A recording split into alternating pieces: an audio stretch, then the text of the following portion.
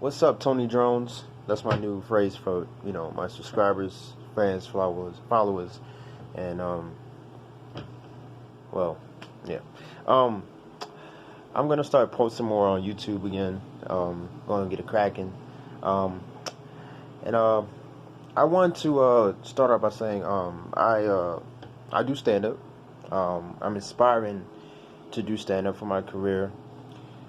That's the number one thing I want to do, and I started off doing stand up 2 years ago. I think, yeah, 2 years ago. Um, November 21st or 22nd, I think, one of those days, makes it um, 3 years. And November 21st or 22nd is very close. And I've come a long way. Like, I've gotten a lot better in certain things. But I feel as though, in terms of things that would really make me rock a audience, like make everybody laugh more consistently, and not only that, I actually know what jokes and what stories to say, and I use them, and I hone my craft. Am I funny? That's something that has been extremely, extremely difficult. And there's many reasons for that. And my thing is about the solutions. So the first thing to solving a problem is to identify the problem. Okay, what's the problem? Your mind state. Okay, my mind state was a lot of negative self-talk. I'll be honest with you. A lot of us struggle with self-sabotaging ways. And it's not that you're not a hard worker and, in certain things in life, basketball, art, drawing, what I'm saying? Like, or, exercise, academics.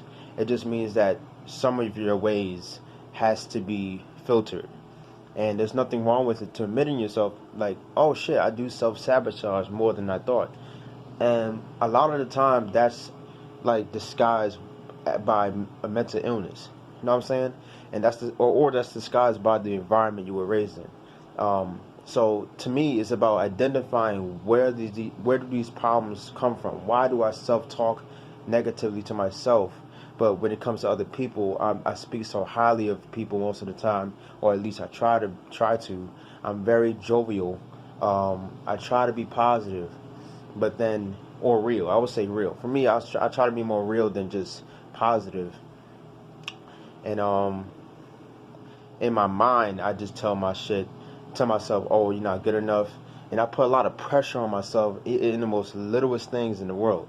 And I noticed that I was doing that when I was a little kid. And it's based off certain adults that were around me. Not all, but certain adults. Not going to name names. And it's based off mental illness. I have mental illness history. I have psychological evaluations.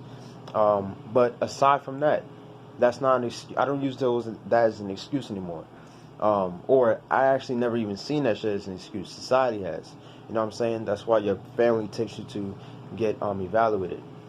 So with all that being said, I might have to do a part 2 to this shit because my phone runs out of memory fast. I gotta uninstall certain apps I have. So if I cut off, just tune into the next part 2. Just look on my YouTube channel and see a video after this. But I noticed what this type of talk in my head was when I got older. When I got more aware of introspection, like what that is, like, oh, look more within yourself as opposed to the outside world. And and it's not that, I don't tell myself good things. I don't like myself, this and that. Like, for the most part, I like myself, but it's about, it's like you're self-criticizing yourself rather than accepting yourself as much. You know what I mean? Like, there's moments where I do accept myself. I'm very confident, extremely confident actually. Then there's times where I'm like very, very, very, very low. And most times it has nothing to do with what somebody says because, let's be honest. Like, it's when you're very witty and you're very used to it, whether it's bullying, this and that. For some reason, you eventually learn how to get over the humps. You know what I'm saying? They actually helped me a lot in being what I am as a person, then they try to beat me down as a person. You know what I'm saying? So at least that's my experience. And whether you know it or not, it's true for you too. You just gotta keep finding the positive and the light in the darkness. But when I basically what I was saying was when I was with my my old boss on the phone during I forgot what season, but bottom line, it was a couple years ago, and I was doing an internship for Workforce, and she happened to be my boss, and not gonna say her name, and we was on the phone, and she was telling me, "Oh, are you coming to the screening? Because we did a short film, a student film," and I was like, "Nah," and I was making up like something just to tell her, and she could tell my voice that I was lying, and she said, "Antonio, you can be very unstoppable. You can be really unstoppable if you stop self-sabotaging yourself." And then from that day on, I that shit stuck with me for like 3 to 4 years. And in some aspects, I've been doing way better than I was before, especially since high school. And in other aspects regarding stand-up, I have not. And I had to stop myself. There was a period where I stopped doing stand-up for a long while because I had to recollect myself. Like, what the fuck is going on? You know what I'm saying?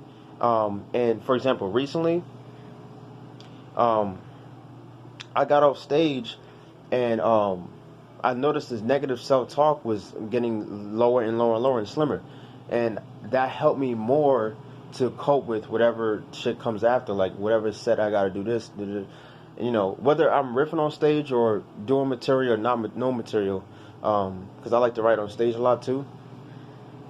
I would ask around. People would love it. Sometimes they'll offer me drinks, like, "Oh, I love your set," whatever. And I'd be like, not to brag, I'm just speaking, because I think this will help somebody that's watching this. I'm like, damn, it was me the whole time. I'm the one that's telling me I ain't shit. You know what I mean? And there was times where certain people I knew, or not even just knew, some people I didn't know, like the bartender or whatever, they would tell me, "Oh, I really like your set," smiling like this, like very into it. And I was like, wow. And on stage, it showed. It doesn't mean that, it's not that I had periods where everybody was laughing all at once the whole time. I'm not at that point yet. But people, I've been told this, people find me extremely interesting. And what's crazy is that I was watching this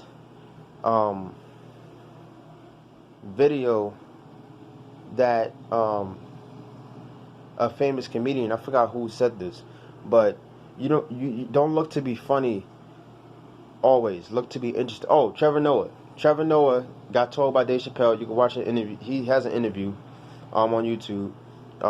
He's very funny.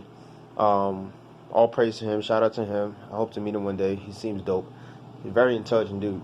Trevor Noah. And he said Dave Chappelle told him that as long as you're interesting, because Trevor Noah felt like what is he doing wrong? He not wrong, but he was at a point where he's doing a show with Dave Chappelle and these likes and names, and he didn't feel like he deserved that stature. And Dave Chappelle said, as long as you're interesting, be interesting, and it's because you're interesting that people yada yada.